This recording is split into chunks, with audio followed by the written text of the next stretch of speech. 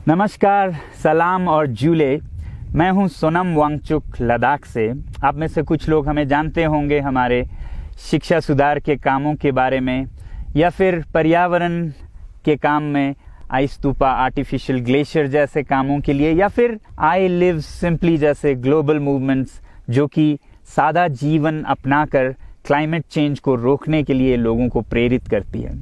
मगर दोस्तों, आज मैं इन चीज़ों के बारे में नहीं बल्कि आप लोगों को एक बहुत ही ज़रूरी संदेश देने के लिए आया हूं, जो कि चीन और भारत के बीच अभी जो टकराव और तनाव की स्थिति बनी है, इसके बारे में आपकी क्या जिम्मेदारी है।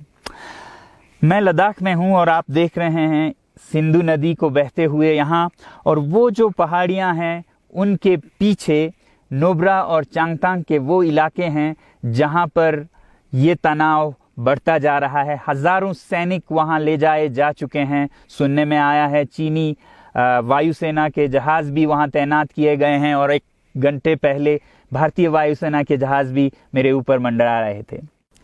सामान्यतः जब सीमा पर तनाव होता है तो हम आप जैसे नागरिक ये सोचकर सो जाते हैं रात को कि सैनिक इसका जवाब दे देंगे। मगर मैं आज आप लोगों को ये ज़रूरी बात बताना चाहता हूं कि इस बार सिर्फ सैनिक जवाब नहीं, दो तरफा जवाब हो और उसमें नागरिक जवाब भी हो। तो आप जैसे नागरिक दिल्ली, मुंबई और बेंगलोर और अनेक शहरों से क्या कर सकते हैं इसमें, ये समझने के लिए पहले हमें समझनी होगी चीन की ये हरकत और वो ऐसा क्यों कर रहा है। आपने देखा होगा कि ये सिर्फ भारत के साथ नहीं हो रहा है, बल्कि पिछले कई हफ्तों से चीन ये दक्षिण चीनी सागर में वियतनाम, ताइवान और अब हांगकांग के साथ भी छेड़खानी कर रहा है। और मेरा ये विश्लेषण है कि वो ये सब किसी देश के साथ दुश्मनी के वजह से ज़्यादा अपने अंदर की समस्याओं को सुलझाने के लिए कर रहा है। आज चीन को सबसे बड़ा डर है तो अपने जनता से डर है। उनकी 140 करोड़ की आबादी, जो कि एक बंधुआ मजदूर की तरह बिना मानवाधिकारों के चीनी तानाशाह सरकार के लिए काम करते हैं और उसे धनी बनाते हैं। जब वो नाराज हो जाए तो फिर एक क्रांति की सी परिस्थिति बन पड़ती है, और इससे चीन बहुत डरता है।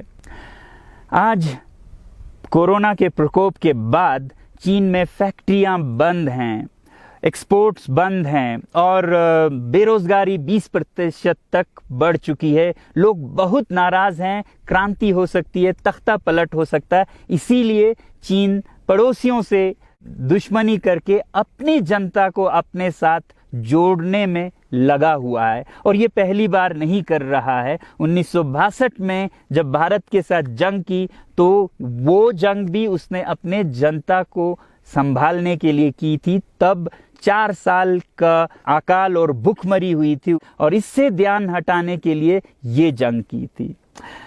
चीन के लिए अपनी जीडीपी और जो खुशहाली है उसे बढ़ाते रहना बहुत ही ज़रूरी है, और जिस दिन जीडीपी घट जाए वहाँ की जनता क्रांति के लिए तैयार है। मैं तो कहता हूँ कि इस बार भारत की बुलेट पावर से भी ज़्यादा वॉलेट पावर काम आएगी। जो नागरिक पैसा खर्चते हैं चीन के सामान को खरीदने में, ज़रा सोचिए, हम आप भारतीय उद्योग को मारकर चीन से मूर्तियों से कपड़ों तक हर साल 5 लाख करोड़ के सामान खरीदते हैं, और फिर यह पैसा आगे जाकर हमारे सीमा पर हथियार और बंदूक बनकर हमारे सैनिकों के मौत का कारण बन सकती हैं।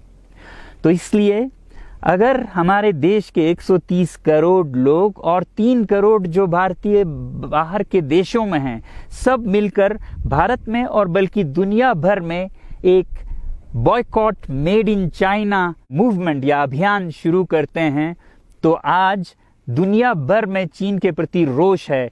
हो सकता है कि सारी दुनिया साथ आए और इतने बड़े स्तर पर चीनी व्यापार का बॉयकॉट हो कि चीन को जिसका सबसे बड़ा डर था वही हो, यानी कि उसकी अर्थव्यवस्था डगमगाए और उसकी जनता रोष में आए, विरोध और तख्ता पलट। और अगर हम ऐसा नहीं करते हैं तो कितनी बदनसीबी की बात होगी भारत के लिए, ज़रा सोचिए।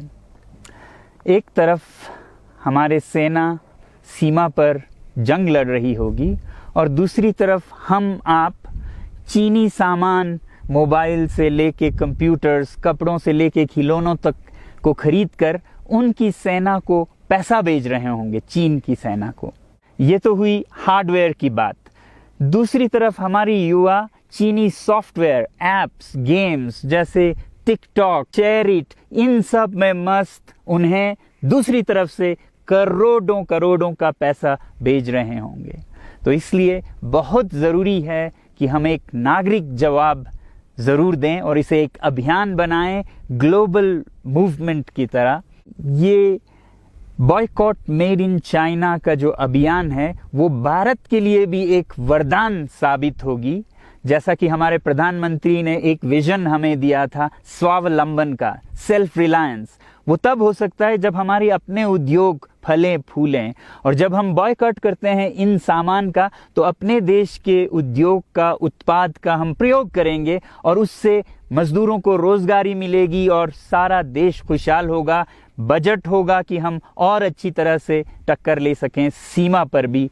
तो इसके लिए मैं आप लोगों से अपील करता हूं कि जहां तक ऐप्स और सॉफ्टवेयर की बात है तो हमारे युवाओं को एक हफ्ते में उन्हें अनइंस्टॉल करना चाहिए। Boycott made in China, software in a week and hardware in a year.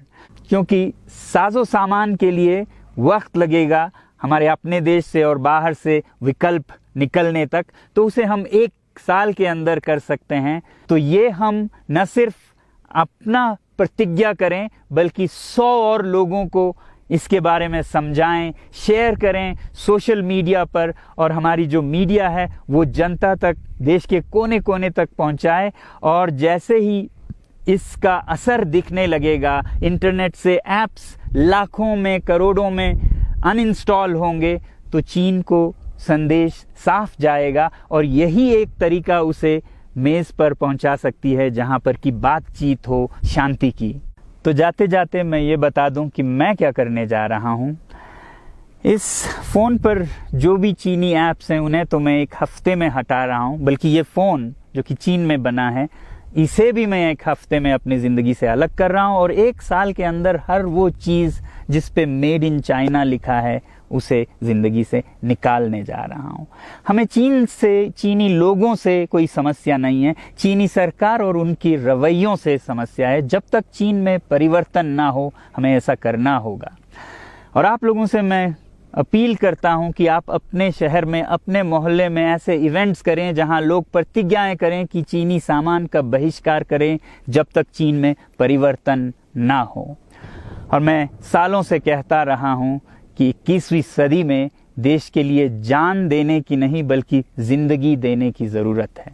Ladakh में बढ़ते हुए ये देश के लिए जान देने का कारोबार बहुत देखा, और जहां एक तरफ मैं सलाम करता हूं उन लोगों के लिए, उन लोगों को जिन्होंने देश के लिए जान दिया, मगर इस 21वीं सदी में मेरा ख्याल है कि देश के लिए जान देने की नहीं, जिंदगी देने की ज़रूरत है।